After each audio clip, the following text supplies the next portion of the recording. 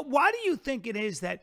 Because I was thinking about this this sexual harassment sort of revolution, which I think has a lot of positive aspects to it as well as some negatives, But I think I like the idea that women for the first time have recourse. I like that there's a female whisper network. There's always been a male whisper network. I mean, certainly in Hollywood, if you are a woman, and I know plenty, if you complain about a star grabbing your crotch, and this is a real instance, they would say, look, yes, we understand, but just know that if you complain about this person, you will be finished in this business.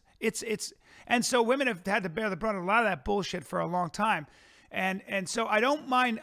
Well, why is it that we are so unforgiving of any kind of sexual misconduct, whereas you could have a gambling problem that puts your kids on the street, a heroin problem that where you forgot to feed your dog and put your kids on the street, or leaves their kids without a father. And we have a great deal of empathy for people who seem to have that personality deficit, but not the other. Not when a man's a lech. That's a great question. I mean, it's because sex is always the 800-pound gorilla in the room, and also because we're so clueless when it comes to sex that it's just beyond description. And so, in this country or in general? In general, I'm going to address that in two ways. The first thing I would say is that one thing we have to be very careful about noting is that, so there's this principle called the Pareto distribution, and the Pareto distribution is a statement of economic science, and it basically says that the square root of the number of people in a domain produce half the output. And so let's say if there's recording artists, if there's 1,000 recording artists, 30 of them will produce half the records. And then of that half the records, let's say that's 100 records, just for the sake of argument. So 30 of them produce 100 records. 10 of them will sell half the copies. Okay, so that's the square root law, and it's a killer law. So it means if there's 10,000 recording artists, 100 of them will sell half the records. And if I could, for some of the listeners, because that sounds a little complicated, but I think Pareto also came up with this principle when he was gardening with peas. And I think that the peas, he found that like 20% of the shoots produced 80% of his peas. And then he started looking at sort of the businesses, and he found that 20% of his employees are producing 80% of the results. 20% of the employees might be producing 80% of the problems. So there's a way to Let's focus on that one. Yeah. Okay, so let's look at criminal behavior. Okay, so first of all, it's about 5% of men, mostly, who are criminals. But 95% of the criminal activity is created by a very small proportion of that criminal population. So hardly anyone is criminal, first. Of the criminals, hardly anyone is a serial criminal. But the serial criminals commit all the crimes. Okay, so now let's put that in terms of men. Hardly any men are sexual predators. Of the small percentage of men who are sexual predators, there is a specialty group who commits all the sexual serial crimes, and they can involve themselves with hundreds of women or thousands of women. So their display, the environment for catastrophe that they produce is massive. But that does not mean that it's characteristic of all men. And that's something that's getting seriously lost in the shuffle.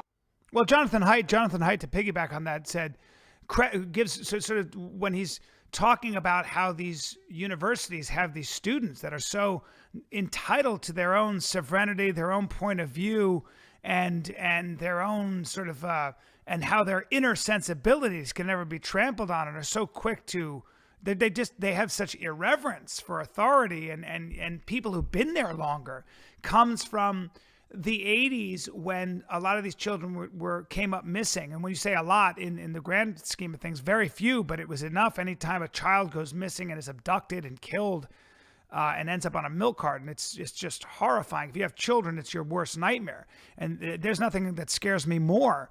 But that created, I mean, I don't know if it's his hypothesis, but it's one of the main factors that contributed to helicopter parenting.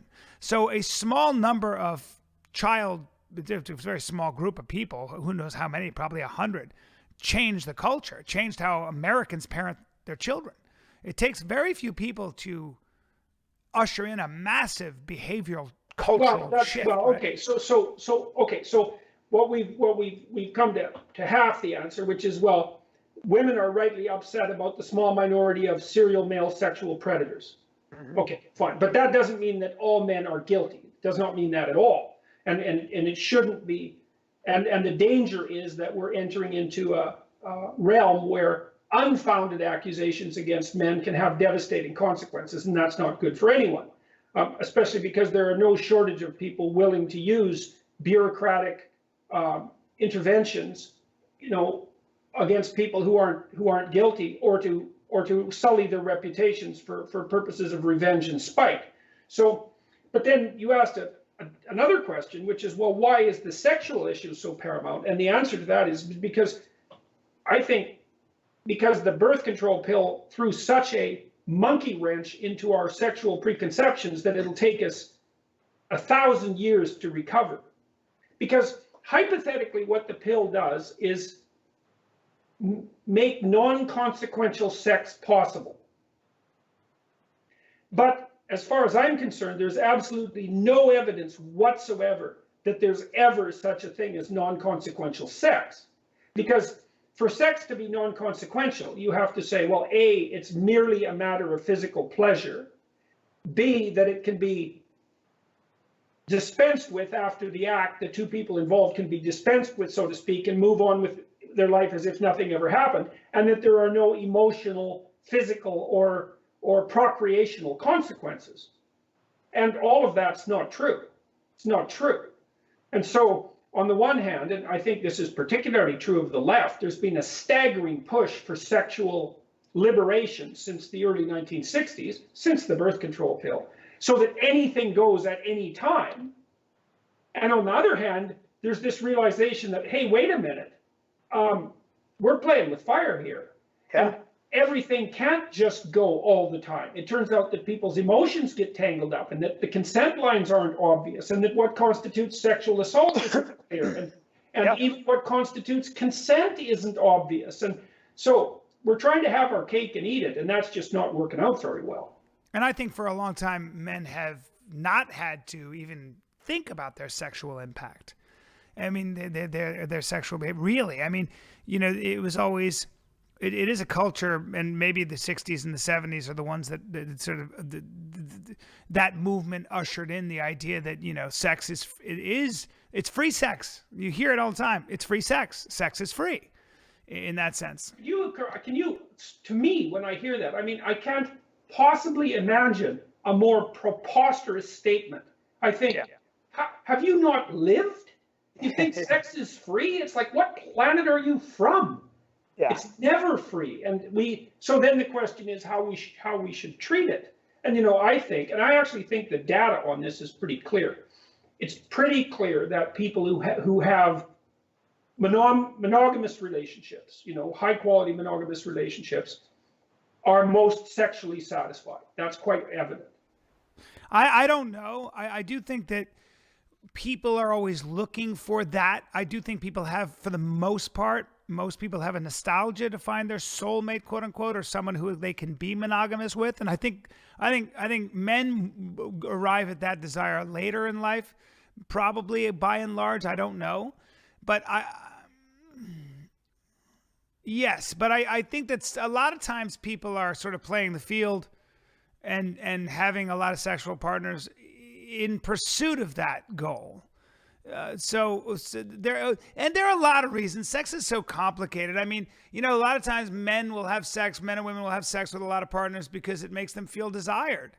It gives them a sense of power. It gives them a sense of I don't know, almost accomplishment. It's also a direct indicator of status. I mean, let's make no mistake about this. We're certainly not saying that the person who has no opportunity for sexual conduct is ethical. It's like, it's not that at all. But the problem is that, see, I don't think that physical intimacy should ever be divorced from psychological intimacy. I think it's a huge error. I think it lays you waste. Because let's say you're one of these alpha guys that has women paraded in front of them. I mean, the probability that you're going to generate a sense of the same sorts of contempt for women that you would generate, that Tennessee Williams talked about when he couldn't distinguish the syrup from the gravy because there was just too much of it. Like any entity that any currency that's devalued becomes contemptible. Well, I've heard this from, you know, I know some men who are in that position where women just, it's astonishing. I've seen it with my own eyes. You just go, and I always hear them say, I to a man, they always say something like, at the end of the day, it's all the same shit, bro. You know, you know. The thing is, you know, in some sense, apart from the novelty element, which is an important thing to consider, all casual sex acts are the same. Because, you know, you might say, well, isn't it boring and routine to always sleep with the same woman? And I would say, well, yes, it is. But then the question is, when is it that you're actually sleeping with the same woman? And the answer to that's simple. When you're sleeping with sequential sluts, you're sleeping with the same woman. Because there's nothing there but the bare mechanics of the act.